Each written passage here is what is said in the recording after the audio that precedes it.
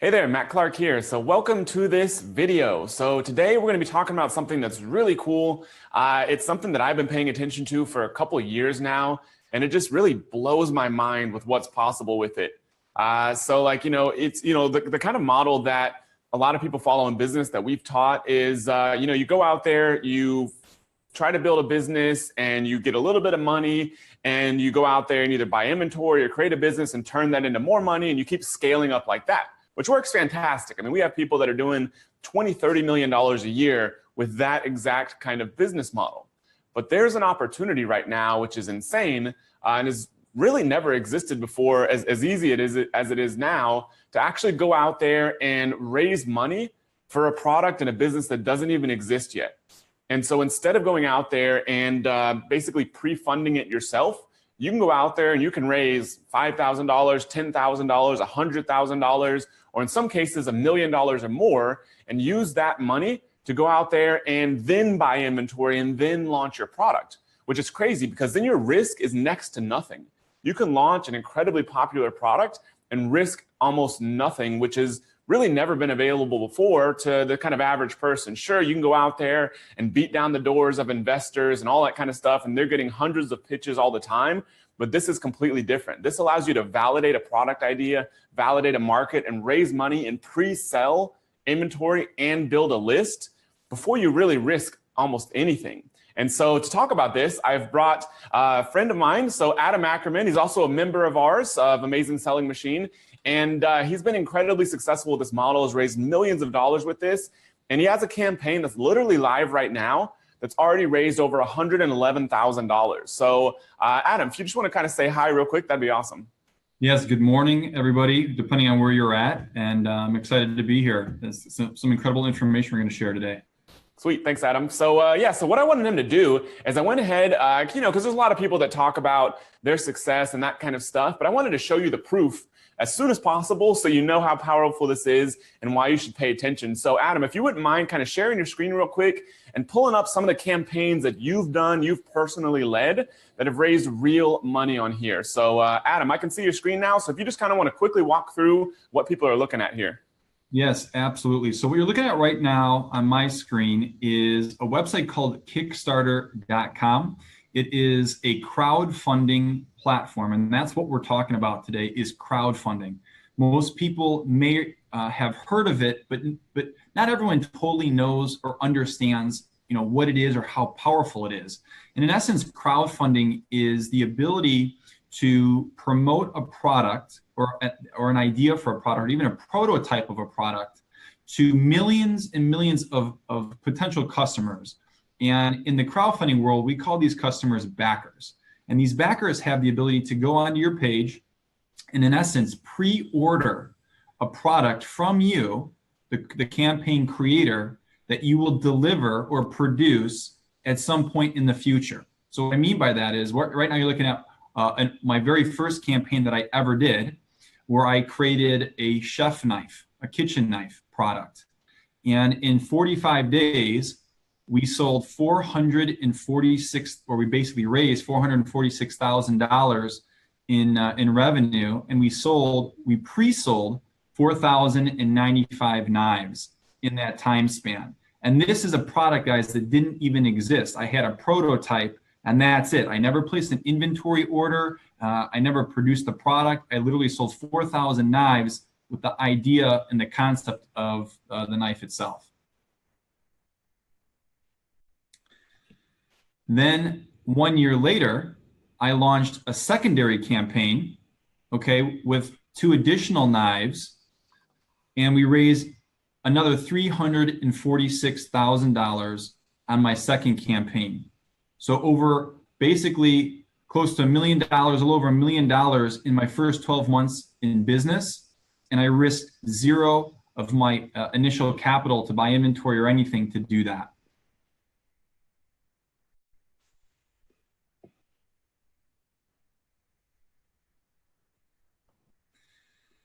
In addition to that, we were able to generate over 6,000 what I would call backer email lists. So now I've built a database of all these backers that I can continue to email to and sell products to over time. And more than anything else, this validated that this product that I had this idea for was a perfect fit for the marketplace. Like, people actually wanted to buy it. And the most beautiful part about this whole thing is I was able to buy additional inventory with the money that I had raised and put a significant profit in my pocket first. I think that's the most amazing thing about this whole model, is that you literally make your profit first and you flip the traditional business model on its head, because normally you have to find a product, buy a lot of inventory, and then figure out a way to sell it. But with crowdfunding, it's the exact opposite. You find a product, you pre-sell hundreds, if not thousands of units, raise hundreds of thousands of dollars, and then once you have got your money, you then place your inventory order with your supplier. So you don't place your order until the money's already hit your bank account. So you know how much you've made before you place your first inventory order. And Matt, I think that's one of the coolest things about it. Yep, for sure. So let's take a look at your most recent campaign here. Okay. Here's a campaign that's currently live right now on a secondary crowdfunding website, and there's only two that we usually use. The first one's Kickstarter, as I mentioned, and the second one is Indiegogo.com. And so this is a campaign we have live right now. It's for a cell phone case, and we've raised $111,000, and we're currently 929% over our funded goal. So our initial goal was to raise $10,000, and we've obviously far surpassed that number as of right now. Okay, sweet. So this is what kind of I want to get into, because I know got a lot of people that have already joined us here, and so I know we're going to get a lot of questions. So if people have questions, feel free to ask, because we're talking about how Adam's been able to raise, essentially, if you combine all the campaigns, millions of dollars with crowdfunding to basically launch brand new products, which completely opens up the playing field to just about anybody. I mean, you can literally go out there and build a multi-million-dollar business with risking next to nothing, because you can let the crowd decide if your idea is valid, if you've built something that they like. And, Adam, as you can imagine, has a lot of tips and tricks for how do you choose what the best kind of product is to do this with. And then once you get that, like, what does it really take to raise a good amount of money? Like, what does the marketing side look like? Like, how do you build a campaign, crowdfunding campaign that allows you to raise a significant amount of money? Because, anybody can essentially these days can go out there and throw up one of these things, but it's very different between that versus actually, raising a significant amount of money, which Adam has basically been able to, hone down into more or less a science at this point, because he's done it so many times, and he understands the business. So Adam, let's kind of talk about, for this most recent campaign. So they basically tried to do this themselves.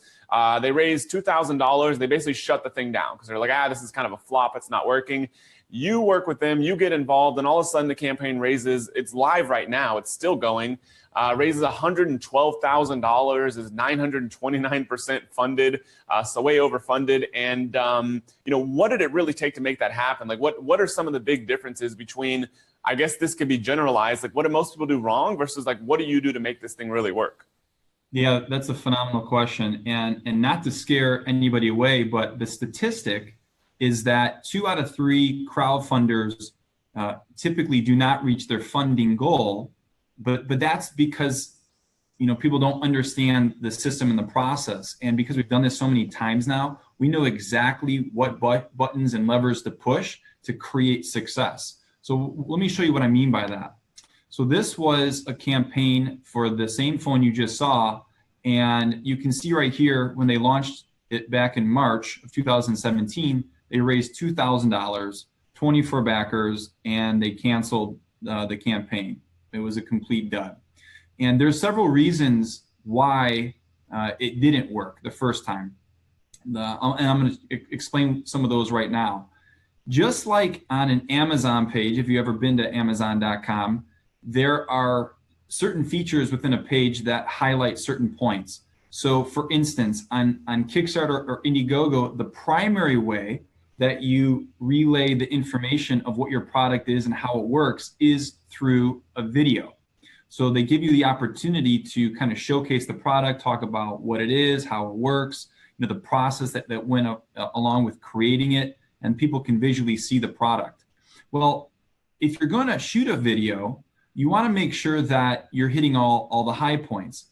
And in this particular video, I'm not going to play it right now, but the opening scene is in essence some kids in a car driving along, and it's very unclear what the product is, how it works. They do a great job of focusing in on the product and grabbing attention right out of the gate. Plus, it's kind of got a little circle here pointing to her hand. You don't know what it is that they're trying to tell you. In addition to that, the website or some of the pictures aren't very, they're not as professional as they certainly should be. And the website is very technical, right? So it's all about the technology, the science behind it. But at the end of the day, people want to know those things, but they really want to know the benefits of what the product is and how it's ultimately going to improve their life or make things better for them. So above and beyond that, we got involved, and you can see right out of the gate, the picture is very, very clear, right? This is what's called a thumbnail image. And so when someone's searching through Kickstarter or Indiegogo, they're going to see this thumbnail image, and you want to make sure that it grabs and catches their attention. Revolutionary new iPhone case with a built-in super antenna for better connectivity. Right away, it's an iPhone case. There's something unique about it because there's revolutionary in it, and it has a built-in super antenna. It's like, what the heck is that all about? I want to find out more, right? So it pulls you in and it's engaging. So once they click on the actual play button, we start off asking them a very profound question.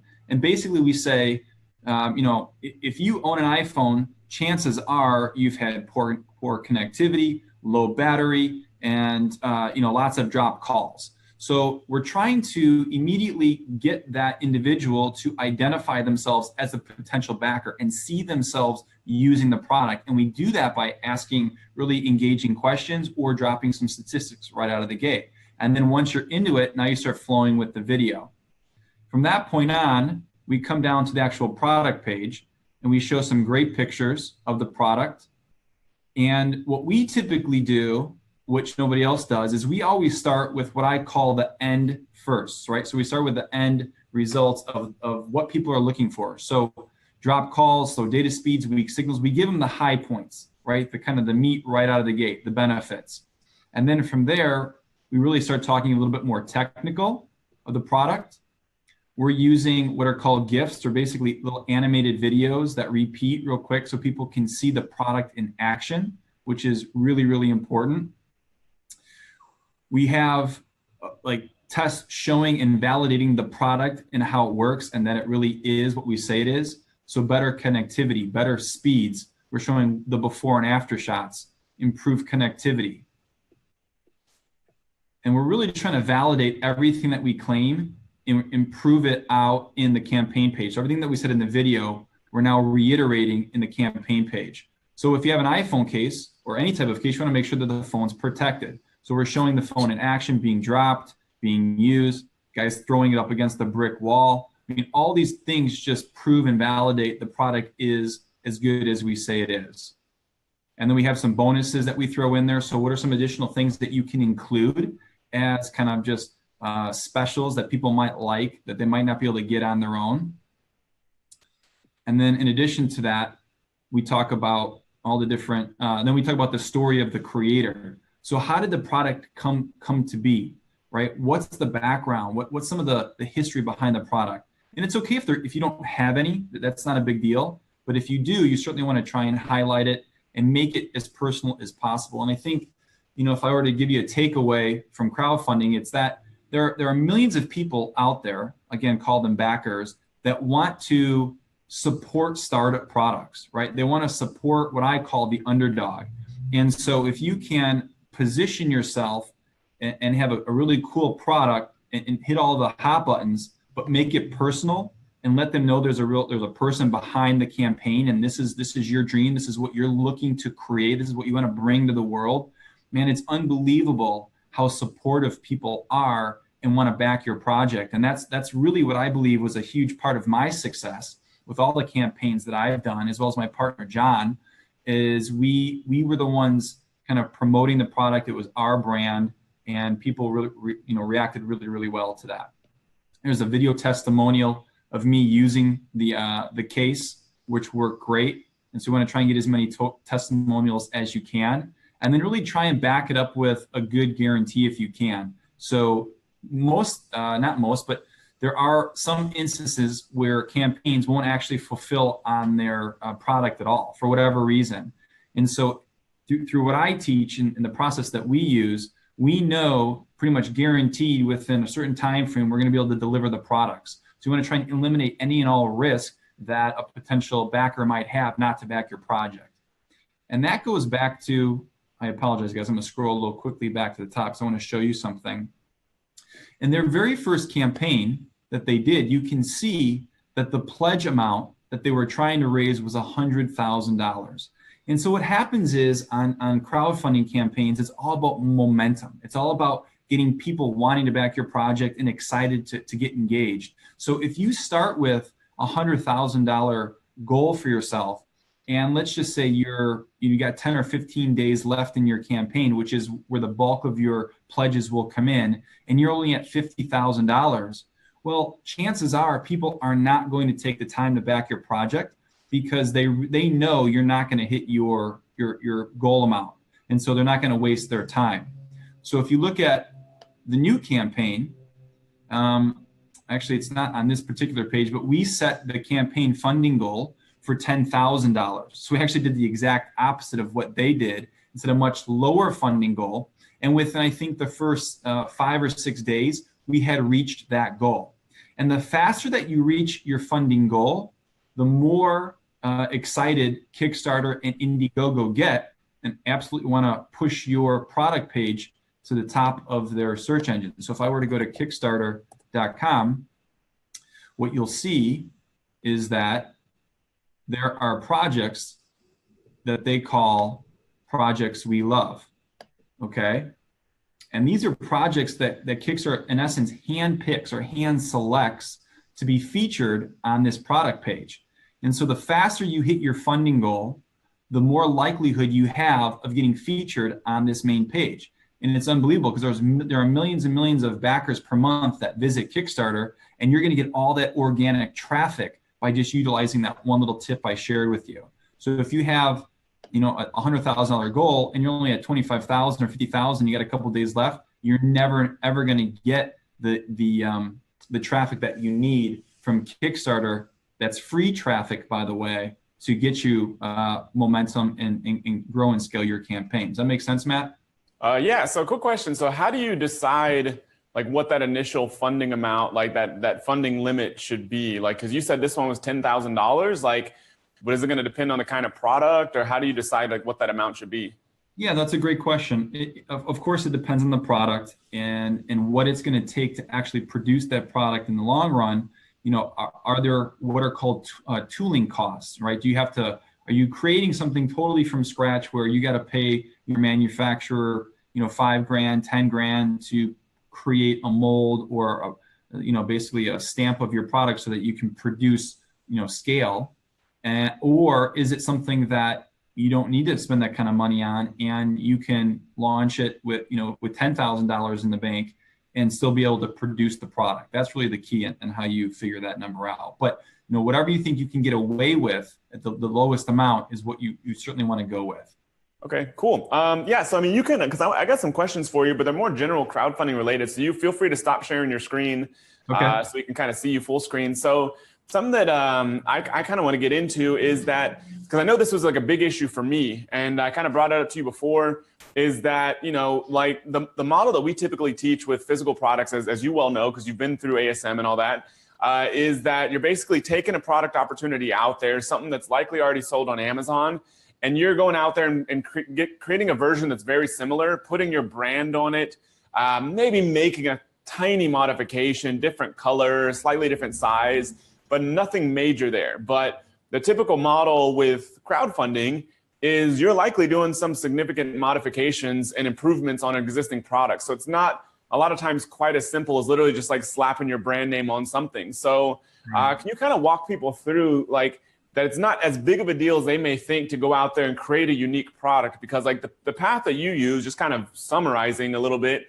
it seems to me from how I understand is you're basically going to a manufacturer And you're not even necessarily using a prototyping company all the time. A lot of times the manufacturer, the same ones that produce the product, they can do the modifications and everything and do the prototyping for you. Is that kind of correct? That's 100% true. Most of the time that I found, if I come up with a product idea or if I'm working with a campaign creator and they want to make one or two small modifications to a product, and a lot of times, let me be very clear, what we try and focus on is design and function, right? So if you can make a different design feature or make the product just look different in some way, shape, or form compared to everybody else, in most cases, that is good enough to be able to qualify it as a unique product. So if you can combine design with function change, maybe add one or two or tweak one or two things on a product that enhance the product's overall use or function, then you're good to go. Okay, yeah, so I know we don't have to pull it up right now because I know you probably don't have it ready, but I know one of the examples you've talked about before is like some sort of spatula or something that's done pretty well on one of the crowdfunding sites. And so for them, they basically just had like a different kind of handle or different kind of material, right? Is that right? Yeah, I mean, I'm more than happy. I could pull it up real quick if you'd like me to show people. But yes, that's in essence what they did. Yeah, sure. No, that'd be a good idea if you think it's pretty easy. So the reason I asked him to bring this up is because, like, you know, that the cell phone case that he showed, like you could think that, like, you know what, like, you know, this product is so unique. They've got this patent pending technology and all that sort of stuff. But he could pull up example after example after example of products out there that more or less are the same kind of products you'd find in a store on Amazon and that kind of thing. They've just made some kind of, you know, slight improvements on top of the product, different handle, that kind of thing. So I think he's pulling it up right now. I can see your screen, Adam. So kind of walk us through, like, what makes this different and why is it done well? And you know, just to kind of show people an example, you don't have to have some revolutionary product to do well with this.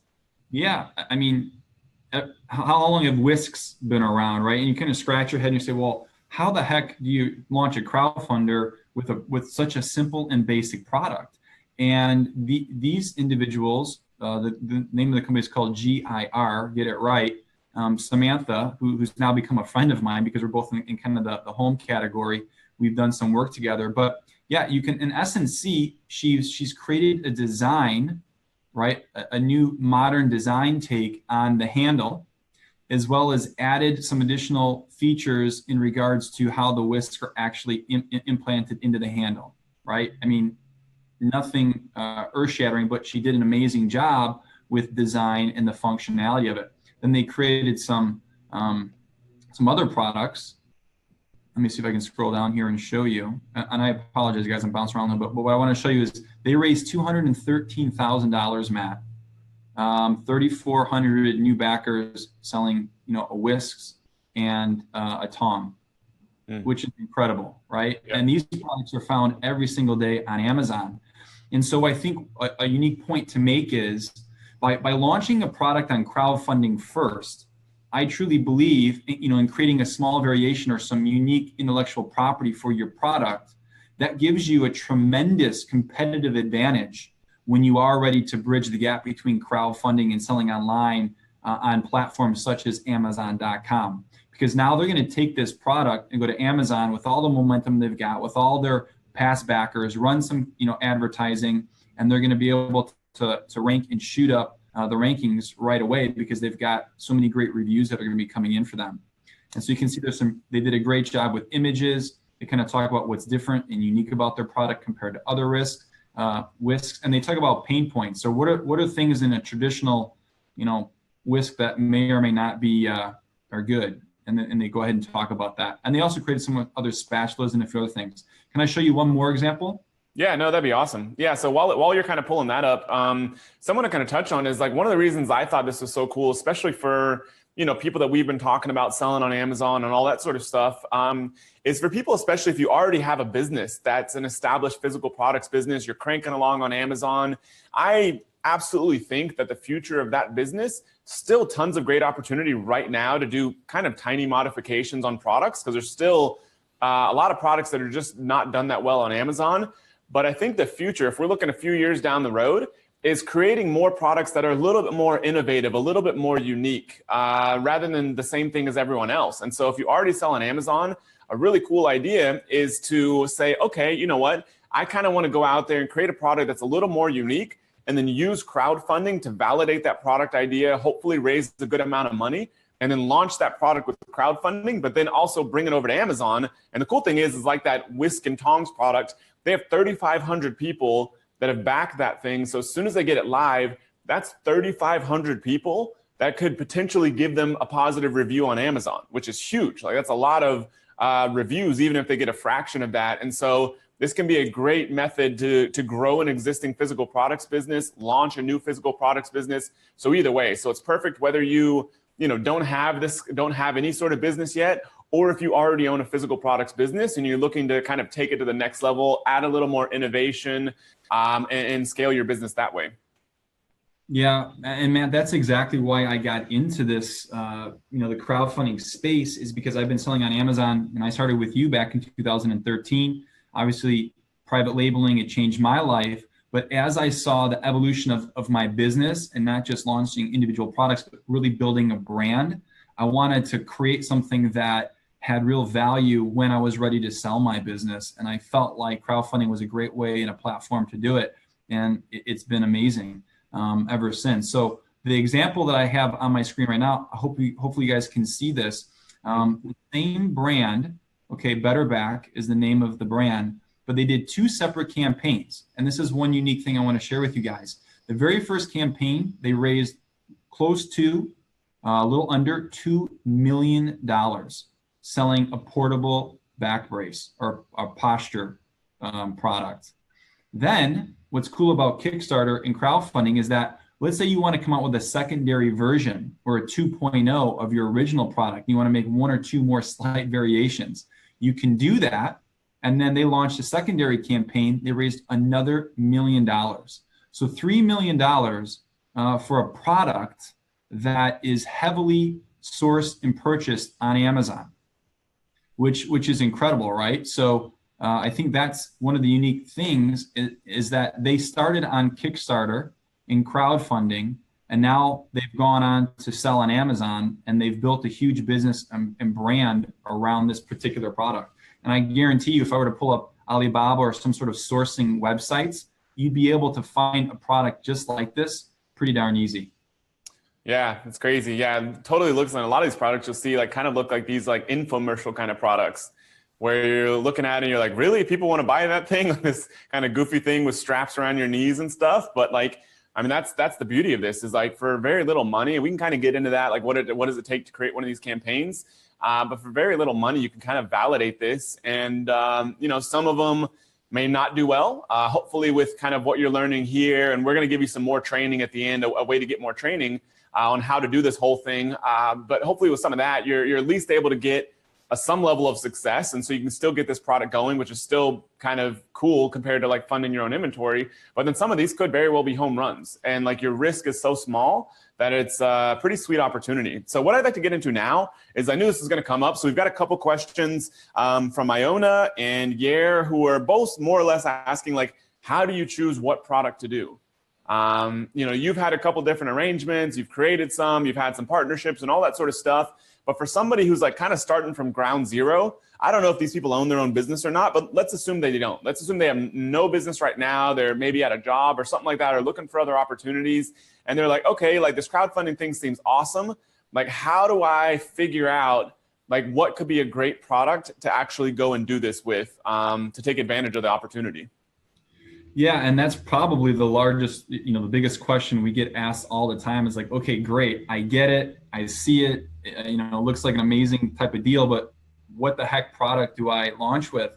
And so my answer back is relatively simple. I say, you can find a product on websites like Amazon.com, and that's where I would go, and that's where I have gone to come up, kind of create product ideas and get inspiration. Matt, if you like, I can share my screen again and just quickly kind of walk them through what that might look like if we have time. Sure, yeah. No, I think that'd be great. I mean, it seems to all be going pretty smooth. We're always kind of a little nervous about doing live screen sharing because sometimes it can be pretty buggy, but so far it's been perfectly smooth. So let's give it a try. Okay, great. So for instance, I would come over to Amazon and I would always start with my passion and say, okay, and I know it sounds a little cliche, but what do I enjoy doing? What's something that I know well, that I enjoy doing, and that I can see myself building a business around. And so I have a home's essentials company. And so, for instance, I might take a look at shower heads. And this is an example I use in some of the additional trainings I have. So I'm familiar with it, which would be good. And so I'll come over to shower heads and I'll say, okay, let me look at some of these products. I find some of the top sellers. And there's a few key features that I want to look for when choosing a product, right? How big is the opportunity is really the first thing. Is it something that people are always looking for? Is it something that people want or need? And does it have mass appeal? And then can I also add on other items down the road? What are some additional items that I can offer my customers or my backers maybe in phase 2 or 3 of the business? So does it have, is it evergreen type of product? And how many reviews does it have? So once I have somewhat of an idea of a product picked out, I'll click on 4 or 5 of the product pages on Amazon, and I'll scroll down to their what's called their bestseller ranking. So I want to see where this particular product stacks up inside of Amazon, meaning the bestseller ranking tells us that this particular shower head is number 28 in all of tools and home improvement, which, just from my own personal knowledge, is about 55,000 different products. So it's 28 out of 55,000 products in this one particular category. So I know it sells really, really well and it's in high demand.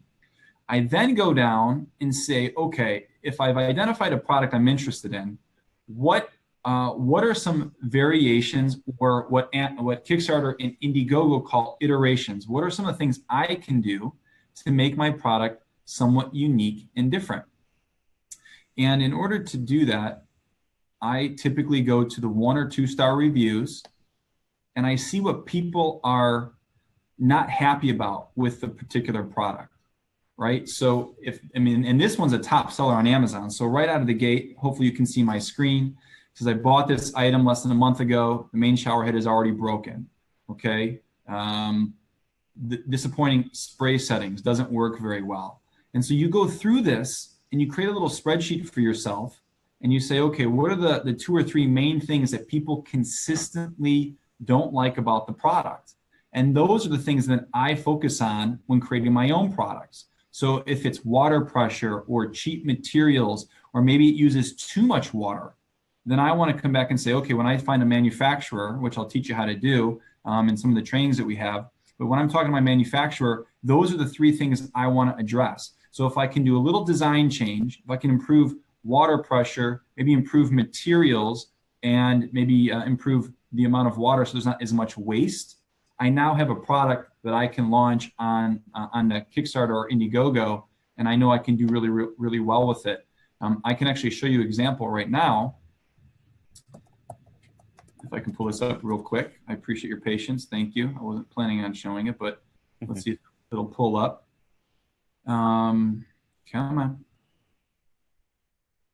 Let's see, hopefully, all right, guys, I apologize. It's not pulling up, but there are 2 or 3 different shower heads that have done, one's done close to $1,900,000 just on Indiegogo and Kickstarter in the shower head category. So that tells me that there is serious opportunity and potential for a product just like that. And someone could take that product off this Facebook Live today and go out there and do it, Matt.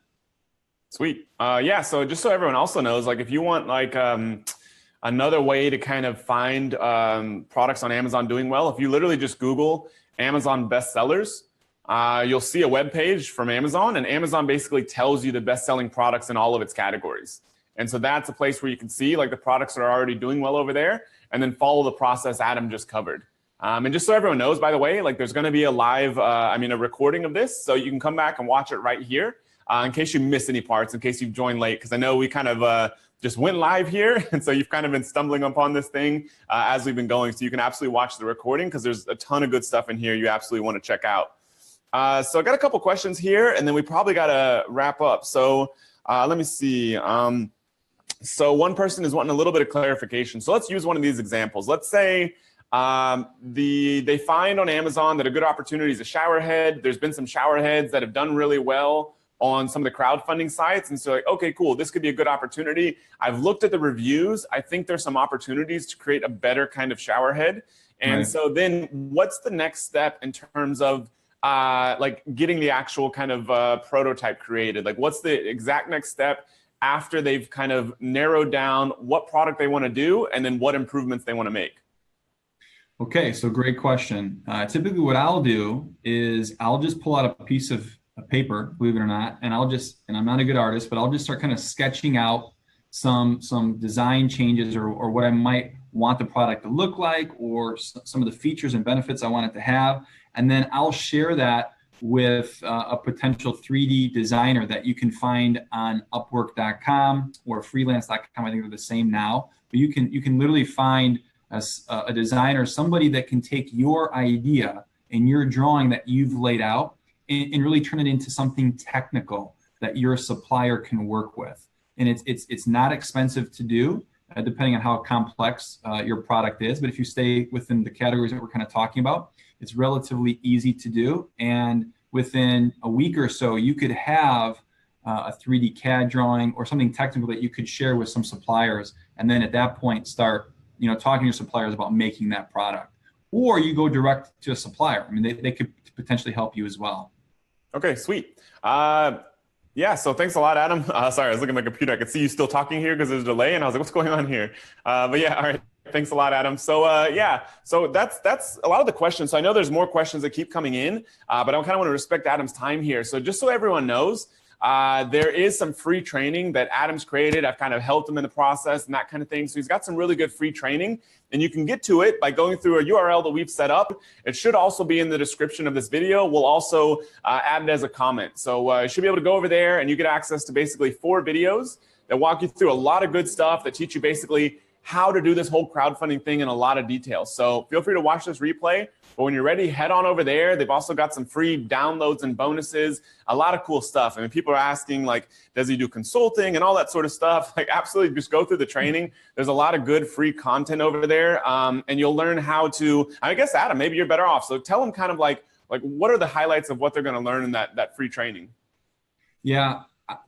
Crowdfunding has absolutely changed the way I do business and how I look at business. And Matt, when I shared what I was doing with you, we both agreed that this would be phenomenal to share with everybody because I am an Amazon seller and I understand, some of the challenge that go along with, trying to start a physical products business. And if you can get somebody else to help you fund your business, and there's backers out there that want to do that, why wouldn't we try? So I put together a 4-part training series, and I teach you everything that I know in regards to finding a product, setting it up, find the manufacturers, how do you get your prototypes made? How do you launch your product? How do you raise, hundreds of thousands of dollars like we've done? I literally walked you through that entire process in those 4 training videos. So it's super exciting and tons and tons of really rich content in there. Okay, awesome. So yeah, so just to kind of like close out here, I think I'd like to touch on a little bit of like why we're sharing all this stuff, or why I'm excited about the stuff that, Adam and his business partner, John, have created. And so like, we basically built a business, and our kind of mission as a company is to give people the freedom and flexibility to live an amazing life. A lot of people out there, they're kind of very restricted, maybe because of where they live or where they grew up or the environment they've been a part of, influences they've had, and they're sitting there and they're frustrated and they're trying to figure out like, how do I improve my life? And so where we come in is that, we basically create training and software and community to help people go out there and build businesses that change their lives, that impact their family, their friends, their communities. We've seen it happen tons and tons all over the world, really. We've got some amazing stories we've talked about a lot. Adam's got a great story. And, when we saw this, to me, it's a great opportunity because business doesn't have to be this sort of like, drag out kind of fight. Like, I don't know if anything's ever going to work out kind of thing, especially nowadays. If you know what you're doing, you're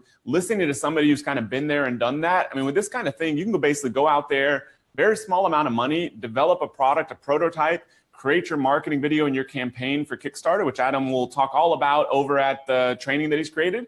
And you can basically build a very successful business almost overnight. Now, in reality, it takes a few months to get this whole process done, but can be very, very quickly. It doesn't have to be, I need to go create some local restaurant and hopefully put $1 million into it and hope this thing works out. It doesn't have to be that complicated. You can make a massive change in your life if you follow the right kind of system and right kind of people and just take advantage of a lot of the technology and platforms. Like we talk a lot about Amazon, so that's kind of related to this.